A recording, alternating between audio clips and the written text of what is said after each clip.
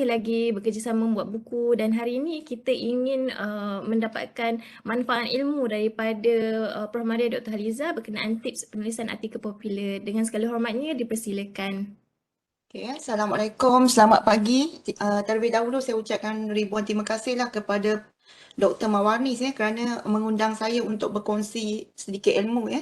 So bukanlah banyak sangat ya, sebab saya rasa sebagai ahli akademik kita ni mestilah tolong antara satu sama lain ya untuk memastikan kerjaya kita tu kukuh mungkin nanti ada yang nak mohon kenaikan pangkat dan sebagainya jadi mungkin saya tak pasti di USM tapi di macam UPM ni biasa penulisan akhbar ni taklah diberi markah yang banyak cuma dia penting untuk visibility biasa universiti yang RU ni kita akan fokus kepada jurnal kan, jurnal terutamanya yang worst Q1, Q4, Scopus dan sebagainya. Tetapi bagi saya penulisan di akhbar ataupun artikel popular ni bila kita kata artikel popular maksudnya kita memfokus kepada penulisan artikel di akhbar di majalah, mungkin di laman web dan seumpama dengannya lah Jadi hari ni saya akan cuba kongsi sedikit sebanyak dalam masa sejam ni tentang bagaimana kita boleh memahirkan diri kita untuk menulis artikel di akhbar Jadi saya harap selepas ceramah ini rakan-rakan semua akan dapat memperolehi pengetahuan dan juga kefahaman yang lebih baik terhadap aspek penulisan artikel popular terutamanya di akhbar Okey, kalau siapa yang tengok online semalam saya Dr. ada Haliza, tulis maaf, boleh tak apa ni slideshow kan slideshow tak nampak boleh ke? Okey. Okay, terima kasih. Yes, kalau yang siapa yang baca berita harian online ataupun sinar online hari ini, jadi semalam juga saya ada siarkan satu artikel berkaitan dengan banjir dan hari ini juga di sinar berkaitan dengan banjir. Sebab saya memanglah penulis saya ada kolumnis di sinar jadi setiap hari Selasa memang saya punya artikel tu akan diterbitkan berkaitan dengan isu alam sekitar Jadi semalam dan hari ini kedua-duanya saya fokus kepada bencana banjir Seperti yang kita maklum dah hujung-hujung tahun ni biasanya kita akan dilanda banjir lah Okey, apa di tips-tips penting kalau kita nak menulis di akhbar Okey, pertama kita mesti dapatkan email editor. Kalau di berita harian, ke mana kita nak salurkan artikel kita tu? Ke mana kita nak emailkan? Kalau dikatakan sinar ataupun harian metro dan seumpamanya, ke mana kita nak hantar? Jadi, langkah pertama kita mesti dapatkan email editor dululah. Mungkin juga kita boleh emailkan rencana kita kita boleh try and error lah sebab kadang-kadang saya yang walaupun dah biasa tulis di akhbar ni kadang-kadang kalau kita hantar di akhbar perdana macam berita harian pun dia tak pasti akan accept kita punya artikel kadang-kadang reject juga jadi bolehlah email rencana kita kepada editor okay? Dan mungkin juga biasanya editor ni sangat sibuk lah. Jarang dia nak layan. Tapi mungkin ikut kita punya luck boleh juga tanya editor apakah isu atau tema yang ingin diterbitkan Maksudnya ini lebih memfokus kepada majalah Majalah kadang-kadang dia ada isu tertentu. Katakan bulan ni tentang pemanasan global ataupun tentang nutrisi kalangan kanak-kanak ataupun seumpama dengannya ataupun tentang kita semula dan sebagainya Jadi mungkin kita boleh bertanya mungkin sebulan sebelum 2 bulan sebelum apakah tema untuk penerbitannya sebelum selepasnya lah maksudnya seterusnya. Jadi mungkin kita boleh get ready dengan artikel untuk kita hantar kepada editor Dan banyaklah kelebihan kalau kita baik dengan editor ni macam kita macam ada priority untuk artikel kita tu terpilih Saya tengok sekarang ni agak sukar lah terutamanya di berita harian ahli akademik telah mula menulis di ruangan-ruangan akhbar Setiap hari ada 3 atau 4 yang diterbitkan di berita harian. Jadi persaingan tu agak tinggi Dan kita juga tak pasti artikel kita tu akan terpilih atau tidak Tapi kita boleh cuba daripada tak berbuat apa-apa, kita ada masa sikit mungkin kita boleh tulis artikel akhbar ataupun majalah sebab kedua-dua artikel ni tak berat dia berbentuk ringan, tak perlukan bahan rujukan yang banyak Bahasa pun bahasa yang sesuai difahami oleh layman ataupun orang awam Dan tak apa kalau macam artikel kita tu ditolak oleh editor, kita boleh apa kata polish artikel kita tu boleh jadikan chapter book boleh jadikan kertas proceeding dan sebagainya Jadi bila kita menulis sesuatu penerbitan tak kisah apa bentuk, itu bukanlah satu kerugian kerana kita boleh salurkan ke pelbagai medium untuk diterbitkan lah.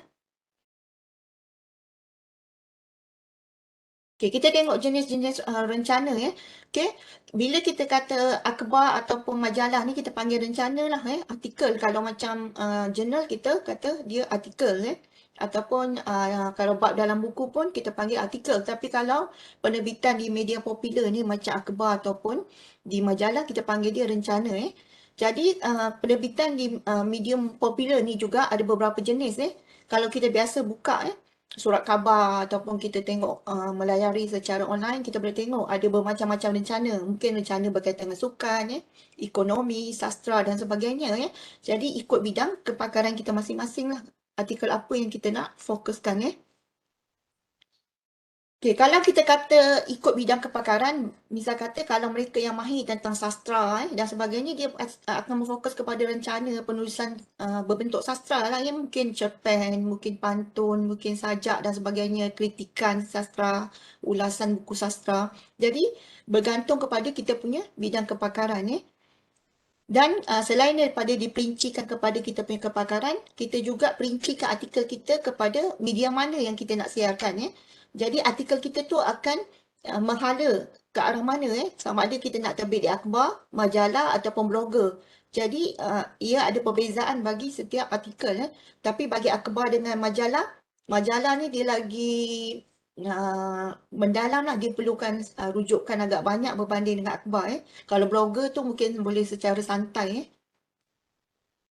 Okay, kalau kita nak menulis sesuatu artikel dia macam juga kita buat jurnal ataupun kita tulis karangan masa kita ambil SPM dulu, mungkin STPM Jadi kita mestilah bermula dengan pengenalan lah Macam nak tahu Haliza tu siapa, Haliza macam ni, macam ni, macam ni. Macam tu juga dengan artikel ataupun rencana di akhbar ni.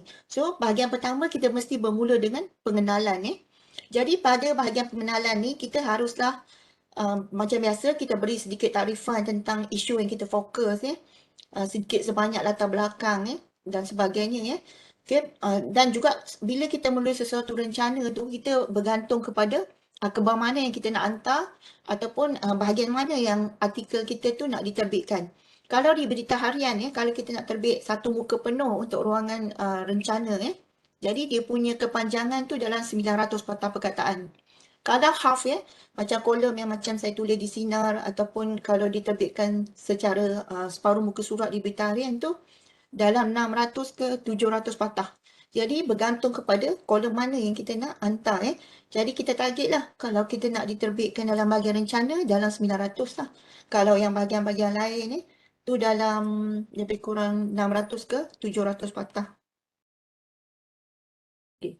Kalau kita nak buat pengenalan kita ataupun pendahuluan kepada artikel kita kita boleh mula dengan pelbagai cara lah mengikut kreativiti Okay, mungkin kita boleh memetik pendapat tokoh Contoh kalau kita nak tulis pasal bahasa, kita boleh petik kita punya pengenalan dengan menurut Nik Safia Karim, retorik bahasa adalah macam tu. Itu pendapat tokoh. Ataupun kalau kita nak petik berdasarkan peristiwa ke belakang kita boleh buat macam ni, merujuk kepada kejadian banjir puing di Gunung Inas ataupun Gunung Jerai. Tu kita back ke belakang pula Ataupun persoalan. Kalau kita nak mulakan artikel kita dengan persoalan, kita mungkin boleh rujuk kepada mengapakah isu rasuah masih lagi gagal dibenteras di Malaysia. Tanda soal. Lepas tu kita mulalah ayat seterusnya. Tu contoh macam mana. Ataupun fakta Fakta tu merujuk kepada dapatan daripada statistik ataupun dapatan daripada kajian-kajian lepas Ataupun kita mulakan kita punya dengan peribahasa macam melentur buluh biarah daripada rebung. Ini merujuk kepada bagaimana mendidik golongan muda menjauhi rasuah macam tu. Jadi bergantung kepada kita punya kreativiti lah. Tak ada salahnya boleh berbagai cara as long apa yang kita nak sampaikan tu dapat difahami oleh masyarakat dan maksudnya ilmu kita tu ataupun kepakaran kita tu dapat disalurkan dan difahami oleh pembaca Itu dari segi pengenalan. Kemudian bahagian kedua tu adalah bahagian utama ya. Maksudnya apa yang kita nak fokus sebenarnya, apa yang kita nak bangkitkan, apa yang kita nak utarakan. Jadi bahagian utama ni boleh terdiri daripada beberapa bahagian ya. Dia ada topik besar, dia ada subtopik ya. Jadi penting untuk menyampaikan ni apa sebenarnya yang kita ingin sampaikan sebagai perbincangan utama intipati masalah yang kita nak rujuk dan yang ketiga adalah samalah macam yang lain juga macam jurnal penutup conclusion bahagian akhir yang itu kita simpulkan mungkin kita nak sampaikan nasihat ataupun kita nak cadangkan sesuatu nak memberi pandangan dan sebagainya. Jadi bila kita menulis artikel popular ni dia sama juga ya, 3 bahagian pengenalan, bahagian utama yang apa yang kita nak fokus, kita bincang di situ dan akhirnya bahagian penutup ataupun bahagian akhir yang kita simpul, kita bagi pandangan, kita bagi cadangan dan sebagainya. Itu adalah 3 bahagian penting bila kita menulis sesuatu rencana ataupun artikel popular di media ya. Okey, kalau kita tengok ciri-ciri penulisan di akhbar ya, kalau kita tengok kepada rencana ya, dia bergantung macam saya kata tadi, yang saya terangkan tadi ya, akhbar ataupun majalah mana yang kita nak hantar ataupun kadang-kadang kita diundang macam kita diundang tu dia dah tetapkan skop apa yang kita kena tulis, berapa panjang so bergantung kepada itulah.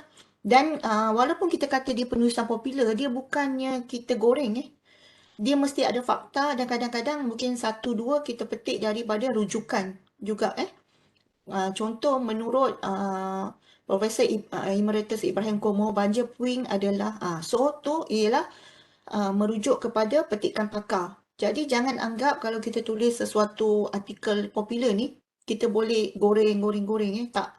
Dia mesti juga ada fokus ada rujukan sikit sebanyak benda tu kata ada fakta dan sebagainya Dan dia biasanya kita tulis artikel popular ni dia bersifat deskriptif ataupun penerangan Dan dia mestilah daripada fakta sebenar yang kita petik daripada sama ada hasil pendidikan tinjauan dan rujukan dari sumber yang ada hubungan kena-mengena dengan topik yang kita nak tulis Dan kalau nak mudah macam kita diajar di sekolah dulu, mestilah 5W dan 1H lah Why, where, when how tu semualah yang menjawab sehingga terbentuknya satu artikel yang lengkap Dan jumlah kepanjangan tu kebiasaannya kalau kita baru nak start menulis ni dalam 600 lah, 600 ke 700 Itu untuk artikel biasa okey.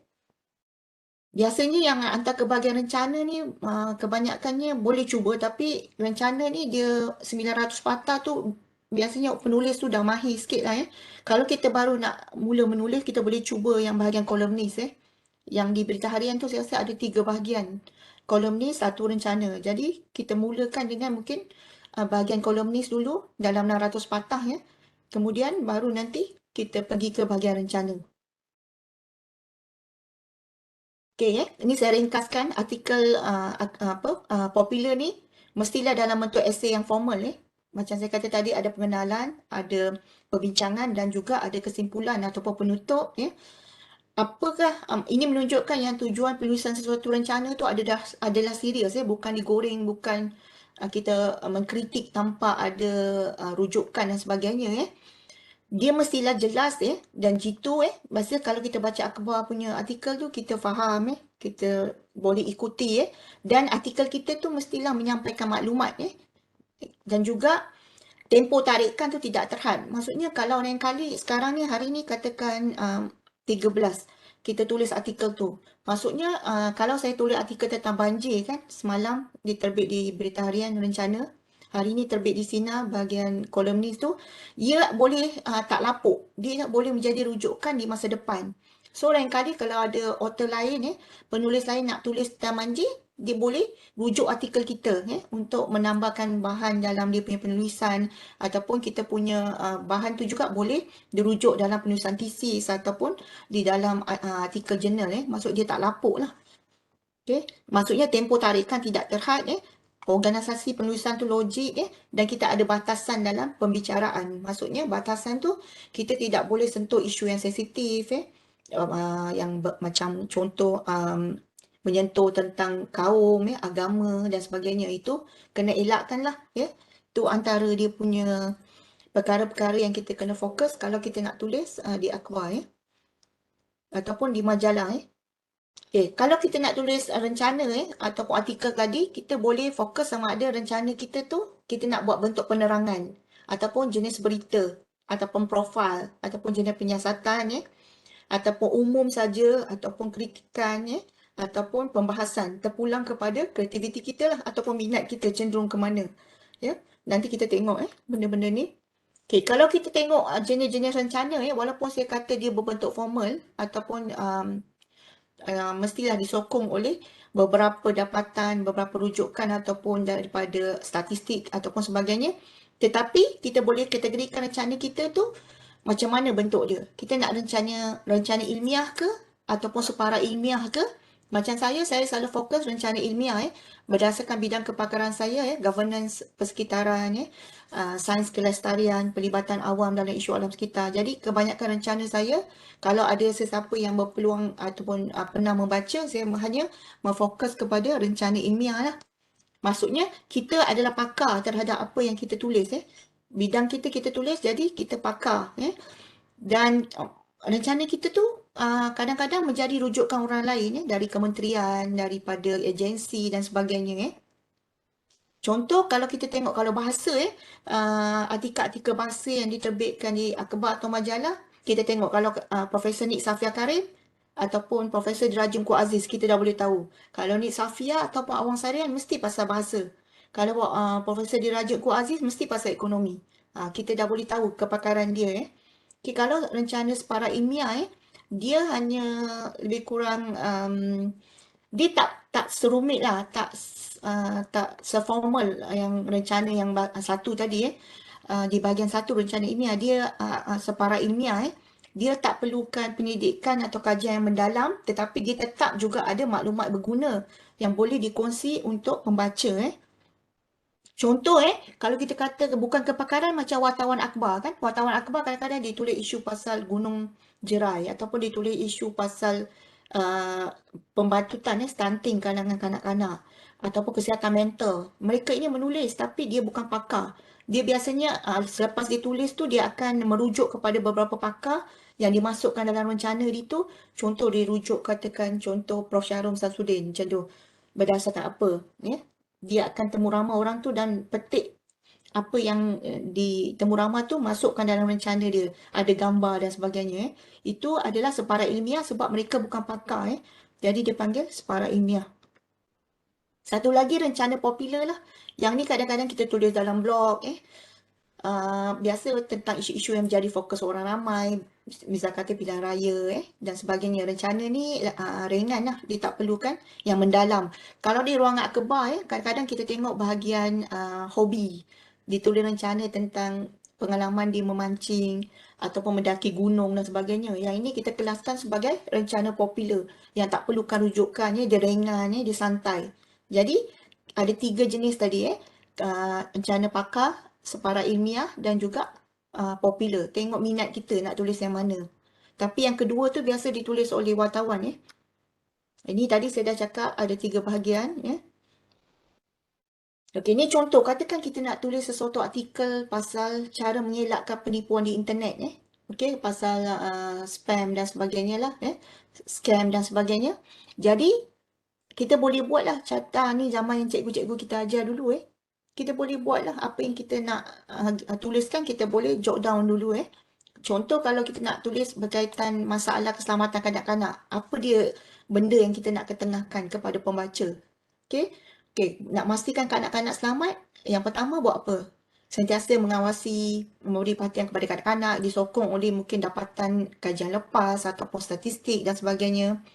Memberi seni pertahankan diri, memakai alat penjejak, menguatkuasakan undang-undang, peranan media. Jadi macam ni juga sebelum kita nak tulis rencana, kita ada isi-isi yang kita nak kembangkan, terutama di bahagian para kedua tadi, Yang pertama tadi pengenalan, kedua tadi apa yang kita nak fokus, perbincangan, yang ketiga penutup. Yang ni bahagian kedua ni kita buat dalam bentuk perenggan-perenggan.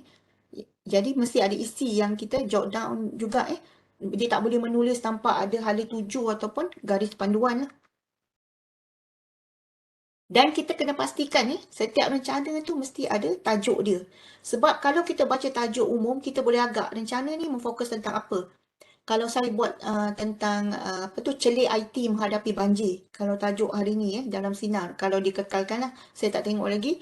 Jadi pembaca boleh agak, maksudnya penulis ni tidak memfokus bagaimana penggunaan IT tu. Maksudnya rakyat Malaysia mesti celik kepada IT supaya nanti bila banjir berlaku, dia boleh mengambil langkah-langkah awal. Contoh, dia boleh antara lain merujuk kepada website Met Malaysia ataupun Jabatan Pengairan dan Saliran, ataupun boleh rujuk kepada beberapa aplikasi yang telah diketengahkan oleh Met Malaysia dan sebagainya. Itu kita boleh agaklah berdasarkan tajuk apa sebenarnya yang dia nak fokus. Biasa tajuk ni kita tentukan sendirilah sebab kita yang tulis. Tetapi kebanyakan masa terutamanya di Berita Harian, dia akan ubah tajuk tu menjadi catchy supaya nak menarik pembaca membaca lah. Kadang-kadang kita ni ahli akademik, kita straight to the point kan. Cara menghadapi banjir ataupun katakan kesihatan mental pencetus bunuh diri. Tapi bila sampai kat tangan editor, dia akan ubah supaya lebih catchy dan lebih menarik orang untuk membaca lah. Dan biasalah kita ada tajuk besar and then kita ada tajuk-tajuk kecil yang lebih detail untuk menerangkan lebih lanjut sebenarnya apa yang kita nak ketengahkan. Okey, kalau kita tengok contoh kat sini ni contoh-contoh yang dipetik dari akhbar.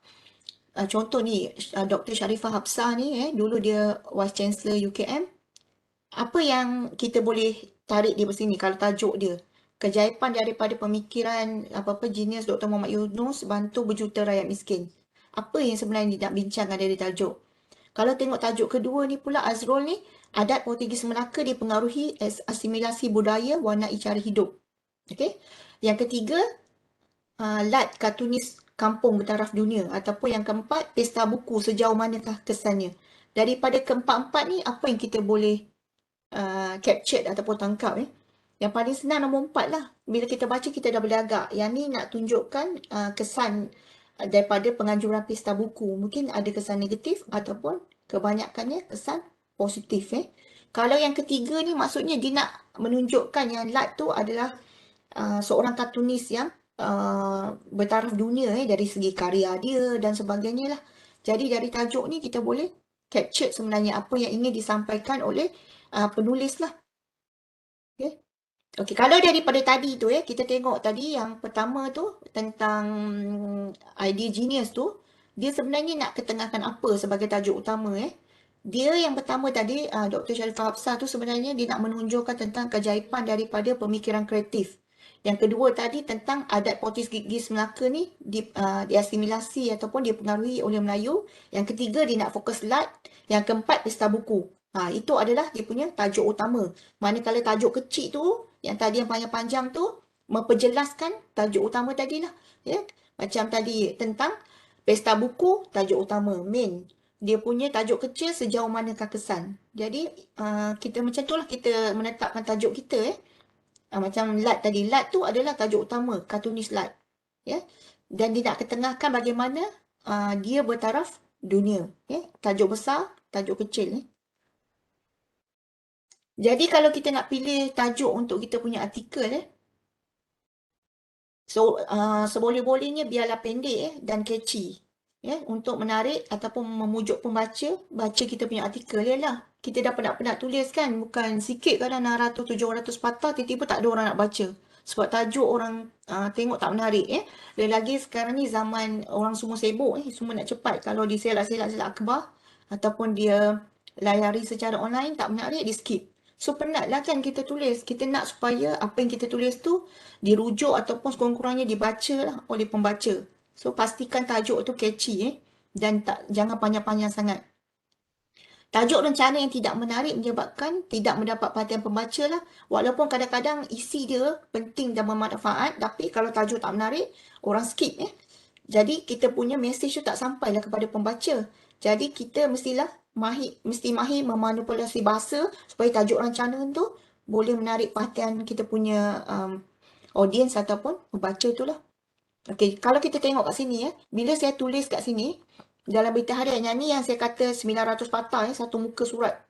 Tengok Kak, saya bagi tajuk sebab kadang-kadang kita ahli akademik ni terlalu orang kata jurus kan, straight to the point. Urus sampah dengan betul demi faedah bersama. Tapi bila sampai ke editor tengok dia ubah. Urus sisa pekerja secara mampan, elak alam sekitar terbeban. Jadi yang mana satu agaknya antara dua ni kalau kita jadi pembaca kita nak baca tajuk. Mestilah yang kedua kan. Jadi tengok bila dia dah terbit, dia ubah tajuk tu menarik orang nak baca. Ada gambar. Lepas tu dia ada capture poin-poin penting yang tadi manusia punca kepada penghasilan sampah. Jadi kita boleh tengok kat sini lah macam mana tajuk tu memainkan peranan dalam memastikan artikel tu dibaca oleh pembaca. Ya. Itulah kadang-kadang tak tahulah mungkin sebab ada juga cadangan kalau kita menulis di akhbar ni mungkin juga tak tahulah universiti-universiti ni diberi macam satu kredit sebab bukan mudah nak tulis akhbar terutama kalau satu muka ni 900 ni kita dapat terbit satu muka surat penuh dalam berita harian nilai dia berapa? Kalau kita nak buat iklan di akhbar satu muka surat penuh tu ratus ribu sebenarnya kan. Jadi kepada penulis yang dapat tembusi penetrate akhbar ni lagi-lagi muka surat penuh tu patutnya mungkin diberi kredit lah bukan senang persaingan dan sebagainya. Lagi satu visibility kita mengetengahkan nama universiti kepakaran kita kongsi dengan masyarakat Kalau kita tulis di jurnal memang penting untuk kita punya promotion dan sebagainya. Tetapi kebanyakannya tersimpan di rak di library hanya orang akademik ataupun pelajar-pelajar saja yang rujuk Tapi bila kita tulis di akhbar ni macam kita niatkan sebagai amal jariah lah supaya orang baca ilmu yang berterusan itu penting. Sebab tu akhbar tidak boleh dikesampingkan lah. Di samping kita menulis juga untuk jurnal buku chapter in book juga Saya buat semualah. Tapi saya rasa strengthen saya ialah buku, chapter in book, akhbar Jurnal tulislah tapi taklah sebanyak menulis di medium-medium lain Ni juga saya juga menulis selain pada bidang alam sekitar masa kes COVID tengah hot juga Saya juga tulis banyak berkaitan dengan COVID tapi dari aspek management dari aspek saya lah, governance. Saya tak sentuh yang kepakaran macam melibatkan web tu mendalam tak. Saya hanya sentuh surface berkaitan dengan governance ataupun pengurusan dia. Tengok saya buat kat sini. Ni lebih kurang sama dengan tajuk saya. Saya hantar kat berita harian tajuk dia vaksin penyelamat nyawa dan ekonomi. Tapi bila sampai dekat editor diubah sikit. Kejayaan vaksinasi kunci penyelamat nyawa ekonomi. So tak lari jauh lah ni antara yang lebih kurang dekat-dekat. Tadi tu memang dia ubah penuh lah Okay, yang ni tak payah kot sebab kita ada sejam nanti sebab saya dah terangkan Okay. Tengok kat sini macam mana dia manipulasi bahasa Tengok Zana Zanzali ni tajuk dia menarik. Colik Juadah lepas tarawih disiarkan dalam majalah Qiyadah Ramadan 1403 Hijrah.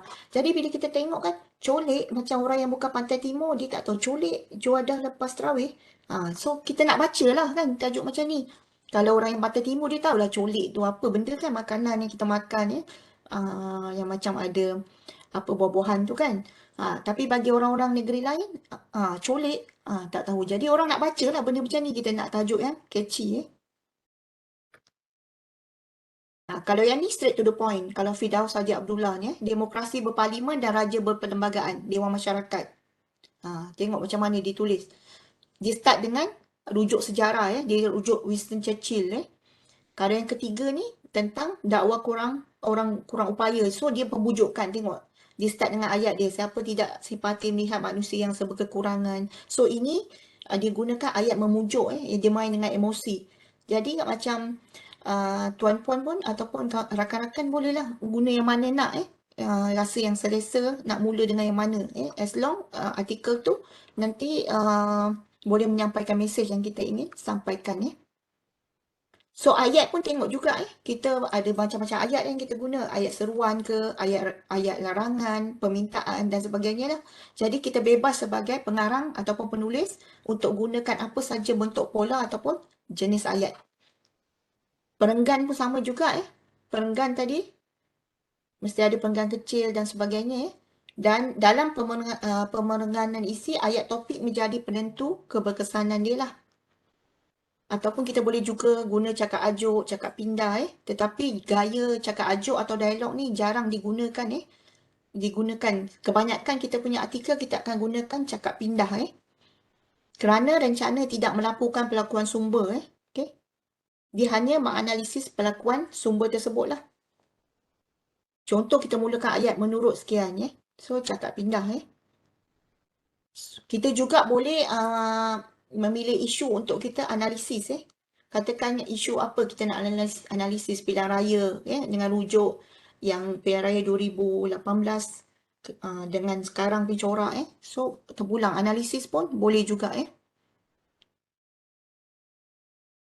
Biasanya kita akan jumpa kalau bentuk analisis ni kebanyakan ni dia akan guna istilah seperti didapati, hal ini, justeru, demikian. So itu berbentuk analisis.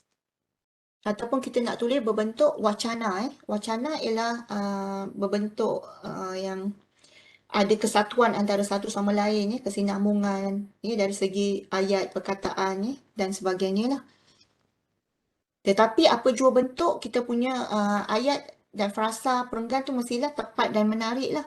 Dia mesti ada sekuen antara satu sama lain. Maksudnya berurutan. Rujukan tu mesti betul. Logik dan meyakinkan. Dan disampaikan dalam bentuk bersistem dan tidak tersasar. Jadi macam saya pernah tulis pasal isu tumpahan minyak di Selat Melaka yang saya hantar di Berita Harian. Lepas tu editor akan teks kita. Boleh tak ubah, saya ada buat satu rujukan kan. Saya petik satu rujukan. Dia kata rujukan ni dah lama. Boleh tak ubah, ambil rujukan terkini. Jadi macam tu lah kadang-kadang kalau kita dah biasa tulis, editor dah kenal, dia akan teks kita bagi tahu apa yang kena ubah. Ataupun kadang-kadang editor yang ubah tapi sikit-sikit. Kebanyakan dia akan rujuk kepada penulis. Okay, kalau kita tengok ayat ni. Kalau seseorang penulis dia tulis artikel akhbar macam ni. Cuba tengok apa dia. Ali pergi ke pasar, dia hendak membeli ikan dan stem. Ahmad, dia jiran Ali tu kan, ingin ke pasar membeli ikan, dia dah amat menunggang bas, membeli ikan dan stem, mereka pun pulang. So kalau macam ni memang out lah. Tak ada editor yang nak pening nak baca berbelit-belit ni.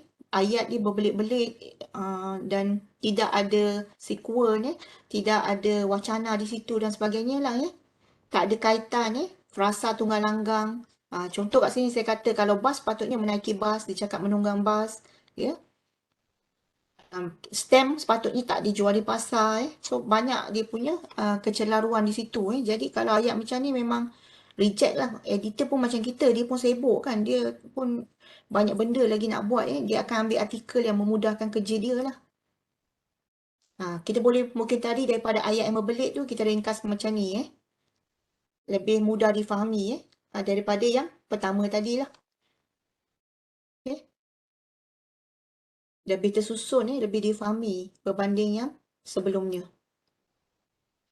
So kalau saya boleh rumuskan sesuatu artikel akhbar ataupun majalah ataupun artikel yang kita mungkin tulis dalam blog apa saja, dia mestilah jelas dari segi idea, dia ada sekuen ataupun kesatuan idea, pautan antara maklumat lama dengan maklumat baru. Contohnya kalau kita nak petik tentang banjir puing, kita akan rujuk Jerai, kemudian Gunung Inas. Itu maksudnya ada pautan maklumat. Kesempurnaan laporan, kebolehbacaan dan kerapian teks tu sangat penting walaupun kita tulis sekadar di akhbar ataupun majalah. So, sesuatu artikel yang berkesan tu biasanya dia adalah bahasa yang dapat menimbulkan minat ataupun rasa ingin tahu kepada pembaca. Itu sangat penting dijalinkan dengan baik dan saling berkonteks dan berwacana. Jadi kita sebagai penulis ni mestilah bijak memilih, memanipulasi dan menggunakan bahasa dalam artikel yang kita nak tulis lah. Kalau kita kata language friendly ataupun mesra bahasa, jangan terlalu bombastik, perkataan yang orang susah nak faham, dielakkan. Okey, kalau kita nak tulis rencana, macam mana agaknya kita nak mula kalau kita amatur. Okey, kita boleh tengok sekarang ni apa isu penting dekat Malaysia ataupun di dunia. Okey, sekarang kalau bidang alam sekitar banyak orang fokus global warming ni, climate change, sebab banjir di Bangladesh, kebakaran hutan di Eropah tu semua, ataupun berlakunya juga gempa bumi dan sebagainya. So kalau orang tu ada background kepakaran di alam sekitar, dia tahu isu pemanasan global ataupun climate change ni, dia tak lapuk, dia boleh tulis. Mungkin dia nak kaitkan tentang banjir di Pakistan, kaitkan juga tentang gempa bumi dan sebagainya. Dia boleh kaitkan bagaimana unsur manusia merubah iklim. Itu adalah bagaimana nak bermula kalau dalam bidang saya lah. So kita mesti putuskan apa yang kita nak tulis. Kadang-kadang editor akan memberikan topik macam saya dulu. Beberapa bulan lepas, masa tu kerajaan nak naikkan kos air. Kos air di kalangan pengguna bukan domestik. Jadi editor contact dia bagi kita 2 hari 3 hari, boleh tak doktor tulis satu artikel panjang 900, fokus kepada kenapa kerajaan perlu naikkan kos air di kalangan pengguna bukan domestik. Tu dia bagi kita tajuk, kita kena tulis lah. Based kepada apa yang dia nak, editor nak. Okay.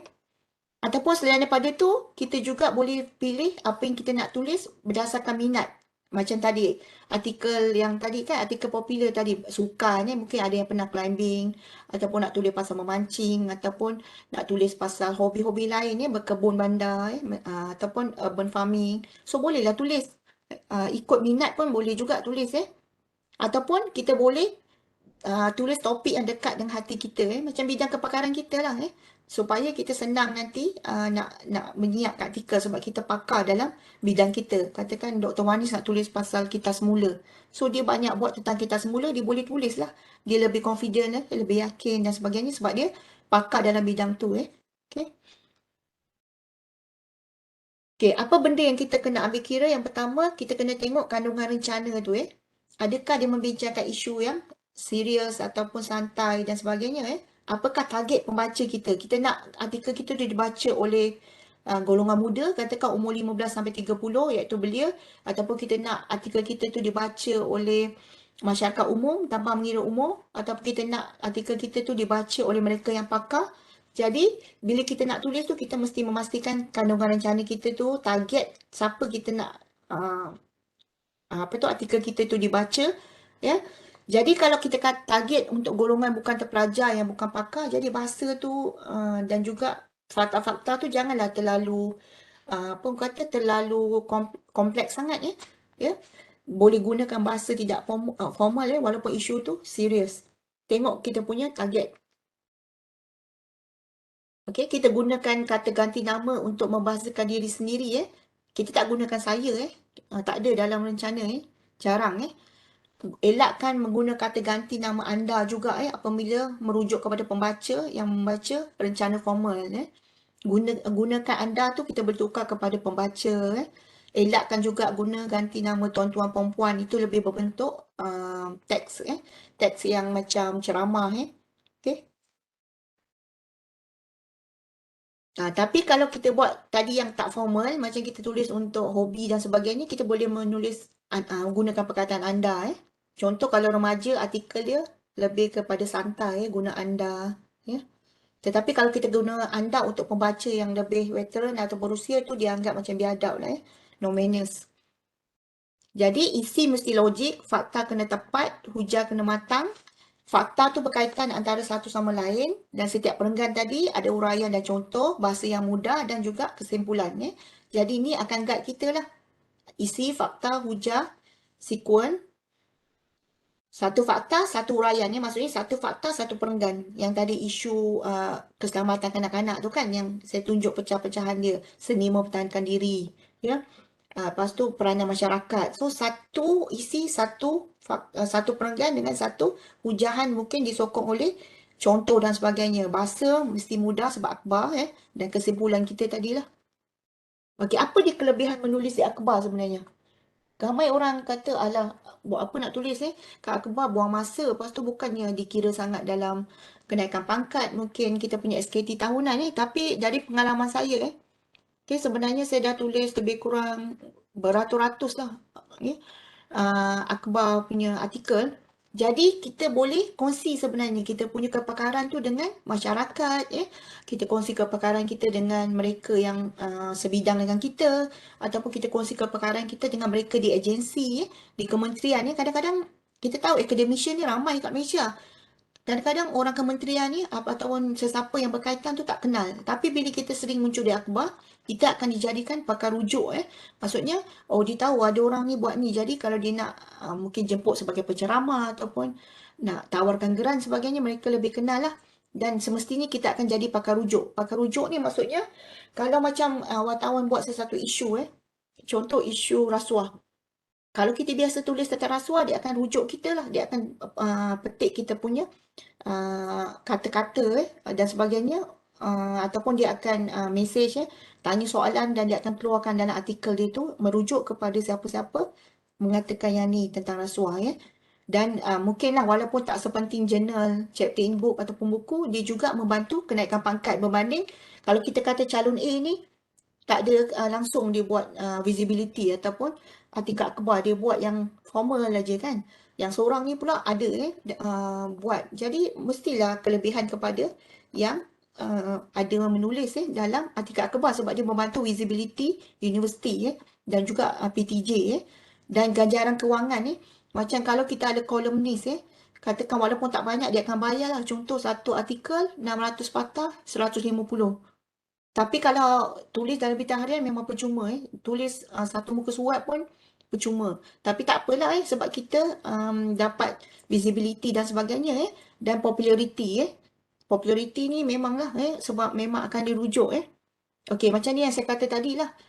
Kita akan bila kita dah biasa tulis di akhbar ni, kita akan diundang untuk menulis isu macam berita harian yang saya kata dia kerajaan naikkan tarif air supaya masyarakat tak salah faham, industri tak salah faham, dia nak kita tulis. Jadi dia kata, dia teks, dia kata tulis, boleh tak tulis satu artikel berdasarkan tajuk ni. Wajarkah tarif air bukan domestik dinaikkan? Nanti kan akan ada isu, kenapa domestik tak naik? Kenapa industri saja perlu naik So dia akan minta kita tulis. Bila kita dah biasa dia tengok cara penulisan kita pun okey kita macam boleh on time So dia tag saya macam ni. Saya tulis lah mengikut apa yang wartawan tu ataupun editor tu nak. Jadi tengok yang sebelah ni. Tu yang dia keluar. Ni tajuk saya tak tahu dia bagi tajuk ni.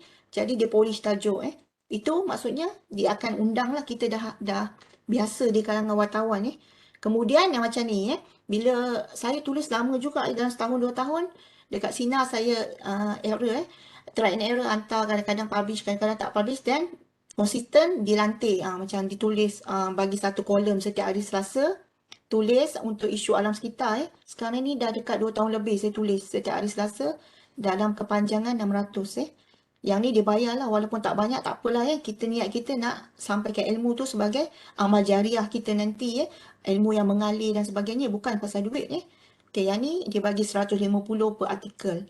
So selain daripada tadi dia undang dia juga peluang untuk dilantik sebagai kolumnis. Bukan senang nak lantik sebagai kolumnis ni.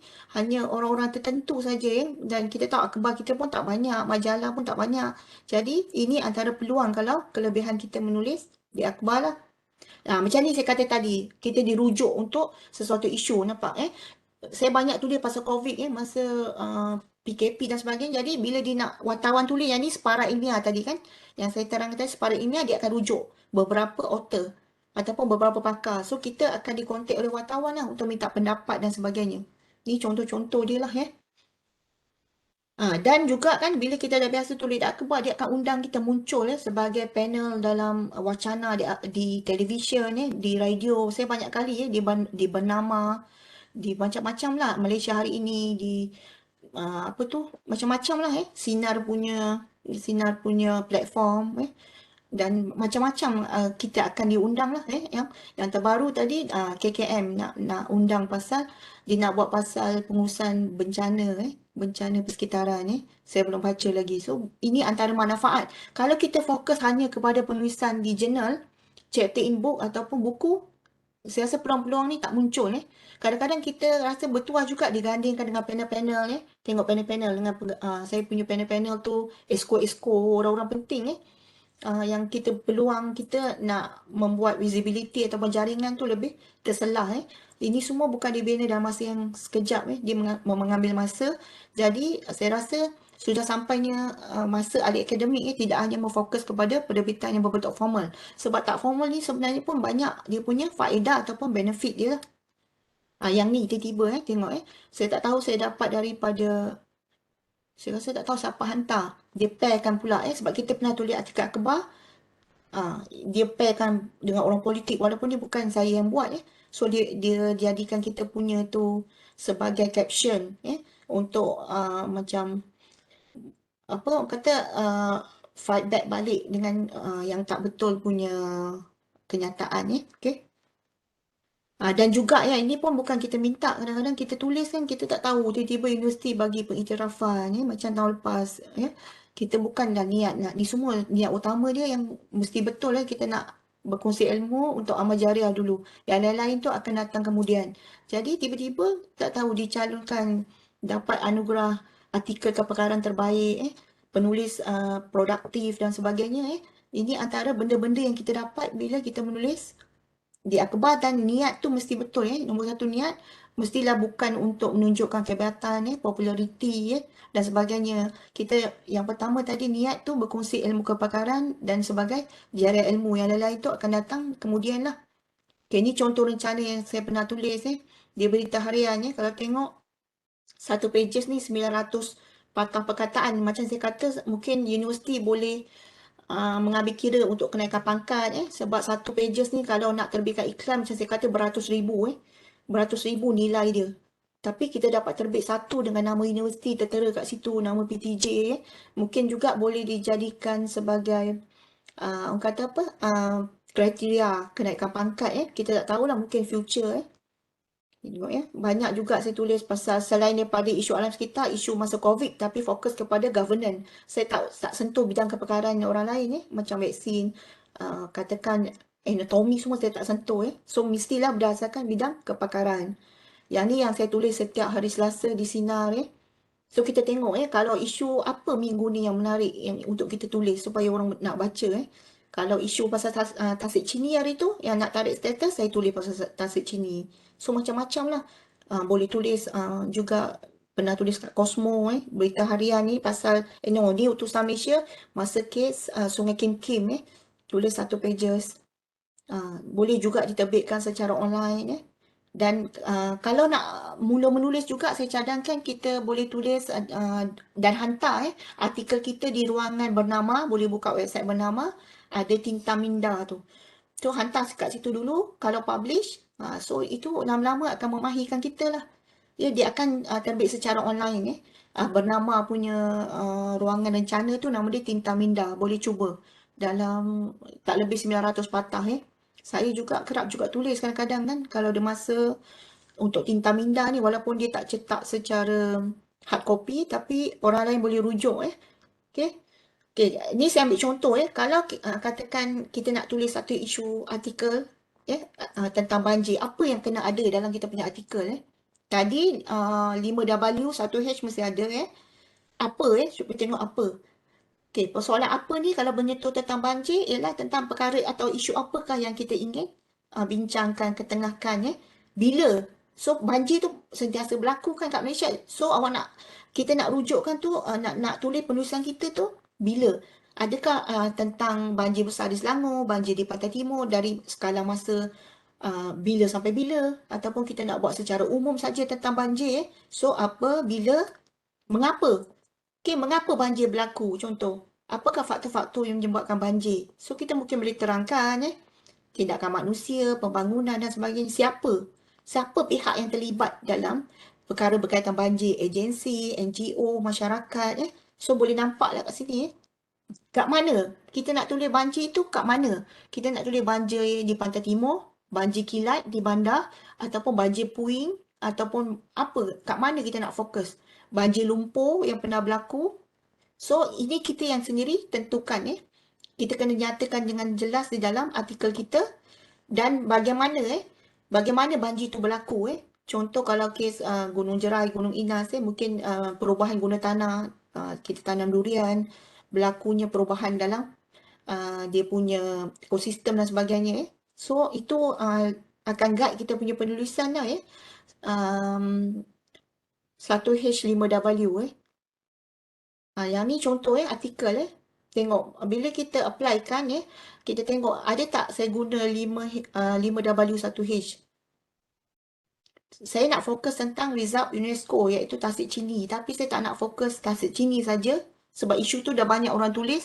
Jadi saya nak tengok keseluruhan tentang result UNESCO di Malaysia Jadi saya kata kat sini saya fokus dah terang-terang Saya kata 3 kawasan iaitu Tasik Chini, Banjaran Crocker dan Bukit Bendera. So bila dah penggal kedua, saya terangkan satu-satu Tasik Chini dulu. Kenapa Tasik Chini ni perlu dipelihara? Apa kelebihan dia Kemudian saya pergi kepada yang kedua Banjaran Crocker pula. Apa kelebihan? Kenapa Banjaran Crocker ni mesti dipelihara Tu contoh. Kemudian Bukit Bendera pula. Apa kelebihan dia? Nampak tak? Dia bukan artikel yang kita goreng. Dia ada fakta Kalau kita bincang tentang sesuatu kawasan tu, keunikan ekosistem dan sebagainya, kita nyatakan apa dia spesies yang ada kenapa, mengapa tu semua kena ada So, walaupun artikel tu popular, tapi dia seakan-akan penulisan ilmiah juga Maksudnya penulisan yang berdasarkan kepakaran yang dirujuk bukan kita goreng. Saya bincang tu. Kenapa? Lepas tu saya pergi kesimpulan. Ni yang tadi yang bahagian penutup kesimpulan Kadang-kadang kalau nak ni kita cakap lah ketiga-tiga result tu contoh adalah komitmen kerajaan kepada masyarakat antarabangsa terutamanya tentang pemeliharaan Dan saya cakap juga walaupun kerajaan mempunyai tugas untuk conserve dan preserve tu, tetapi orang awam, NGO juga mesti turut berperanan. Tu adalah penutup Okay. Yang ni, bila dia keluar dia jadi macam ni lah dalam 550 ke 600. Dia akan cantas lah, dia akan buang yang mana poin-poin tak penting sebab dalam akhbar space sangat penting Dia limit dia punya space, tak macam kita buat chapter in book dan sebagainya. Jadi dia akan pastikan padat dan juga ruang tu betul-betul digunakan sepenuhnya Ini bila diterbitkan lah. Sama juga bila berlakunya gangguan gajah kan masuk di kawasan kampung yang menyebabkan gajah-gajah tu diracun, dibunuh juga saya pernah tulis. Jadi cuba tengok tadi saya sentuh tentang UNESCO kan. Yang ni saya refer back yang kepada perkara lepas. Kan saya kata pengenalan tu kita boleh mulakan dengan macam-macam cara. Jadi yang ni saya rujuk artikel ataupun peristiwa yang pernah berlaku yang sebelum saya tulis artikel. So dalam kes ni saya buat pada 3 April penduduk kampung tu bimbang sebab gajah mengamuk. Apa yang gajah tu buat, dia rosakkan apa kerugian dia Macam ni lah kita boleh ikut kreativiti kita. Kenapa gajah menceroboh tadi kan yang 5W tu Kenapa dia menceroboh? Kat sini kita cakap lah. Kalau kes saya mungkin habitat terganggu, makanan tak cukup dan sebagainya Okay. Pembangunan merampas habitat gajah Sebab saya mungkin saya jelaskan kat sini ada fakta seekor gajah memerlukan 20 kilo makanan. Jadi kalau tak cukup, memanglah dia akan keluar dari habitat dia pergi kawasan pertanian Tapi orang yang tak faham dia akan kata gajah ni macam pencerobohan, mengganggu penduduk Tapi dia tak faham sebab bila makanan kurang habitat dia sebab gajah memerlukan kawasan rayawan sekitar 100 km persegi. Kalau hutan tu dah jadi patches, dah jadi kecil-kecil dah diteroka, ke mana dia nak pergi kan? Dia perlukan kawasan yang luas dengan makanan dan sebagainya. Jadi kat sini kita sokong dengan fakta Okay. Kat sini juga saya terangkan gajah tu kenapa jadi agresif Adakah gajah tu sengaja nak ganggu penduduk dan sebagainya dan saya terangkan juga pilihan punya peranan Jadi apa kita punya kesimpulan kat sini? Kesimpulan dia saya cakap gajah ni antara spesies yang threatened under red list of IUCN Jadi kita kena lindung dia mungkin apa-apa cadangan lah yang kita rasa sesuai dan kerajaan punya peranan akta dan sebagainya so ni bila dia keluar macam gini. Okay, saya rasa itu saja. Sekian, terima kasih.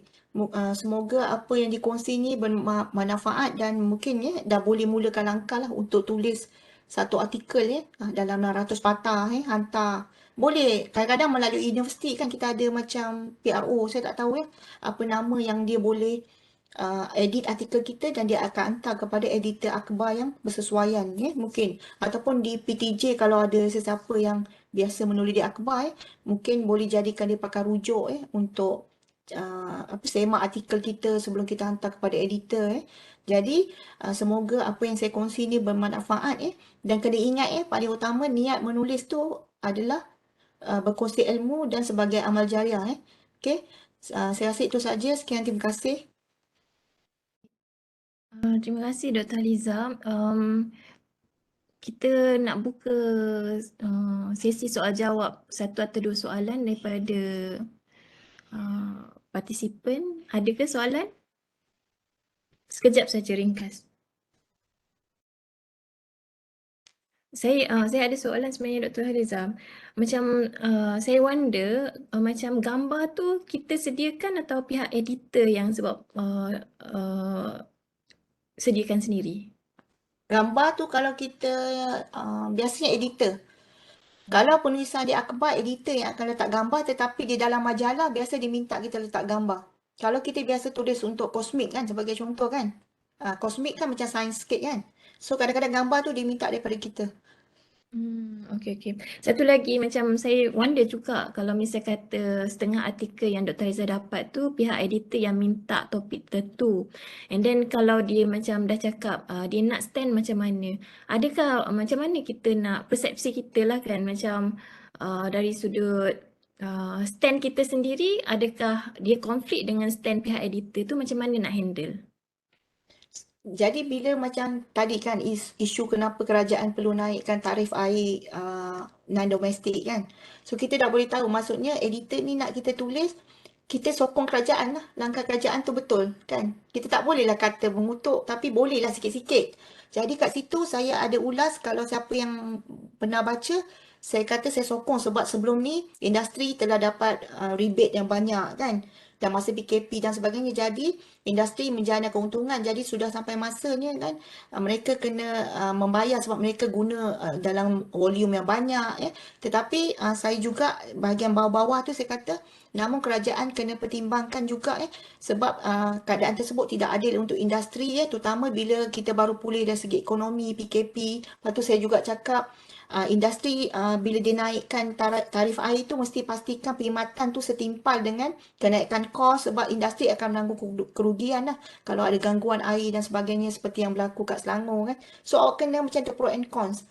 Pro and cons dia tak bila di kontak saya tu WhatsApp saya dia tak cakap stand saya tak. Dia hanya cakap boleh tulis artikel macam ni dan bagi macam faktor kenapa kata dah sampai masa ataupun relevan tarif air tu perlu dinaikkan oleh kerajaan. Macam tu. Tapi isi dia semua kita lah. Kita yang pandai-pandai tulis.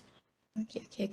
Tapi kalau nak mudah pastikan tak menentang kerajaan lah. Walaupun sikit-sikit bawah tu boleh lah. Tapi kita at the same time pandai olah supaya bagi tahu stand kita juga.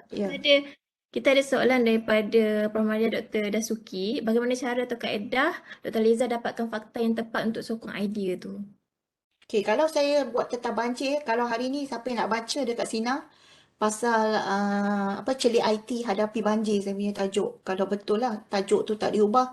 Jadi kat situ bila saya nak buat saya akan refer laporan daripada mungkin NARIM daripada JPS, daripada MAP Malaysia sebab mereka ni 3 agensi yang terlibat dengan banjir. Jadi mungkin mereka ada keluarkan beberapa orang kata website ataupun kita panggil instrumen yang boleh dirujuk macam mesra masyarakat. So kita ulaslah sikit, kita gabungkan beberapa maklumat banjir yang telah boleh dirujuk oleh orang awam untuk dapatkan maklumat kita fokus kepada agensi yang berkaitan lah. Kalau buka setiap agensi dia ada dia punya instrumen yang diketengahkan supaya orang awam boleh dapat maklumat berkaitan. Macam tu. Ataupun kita rujuk penulisan, misal kata kalau banjir Prof Chan Ngai Weng dari USM kan.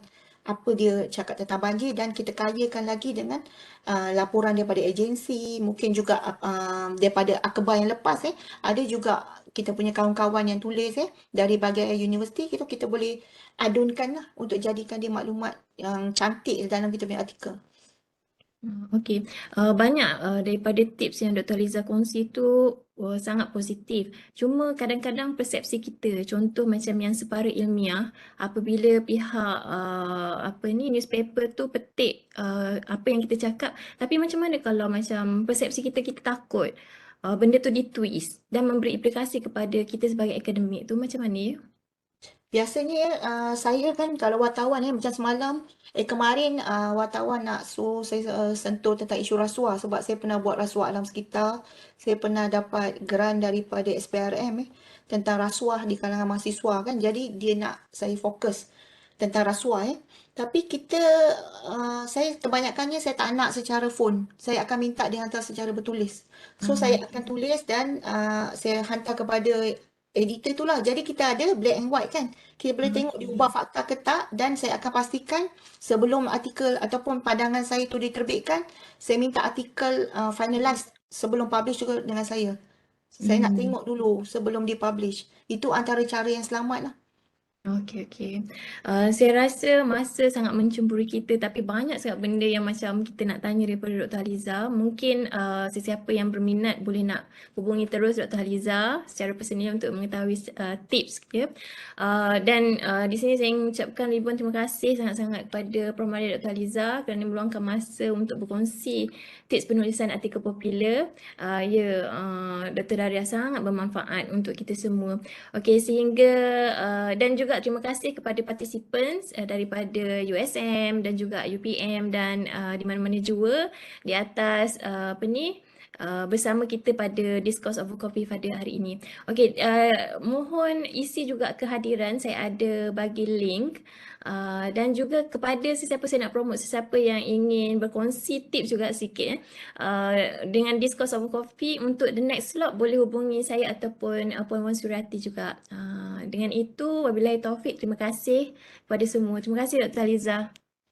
Gambar kita sama lah, background belakang pokok Itulah, saya. Alright, okay, thank Okay. you. Okay, Assalamualaikum. Terima kasih.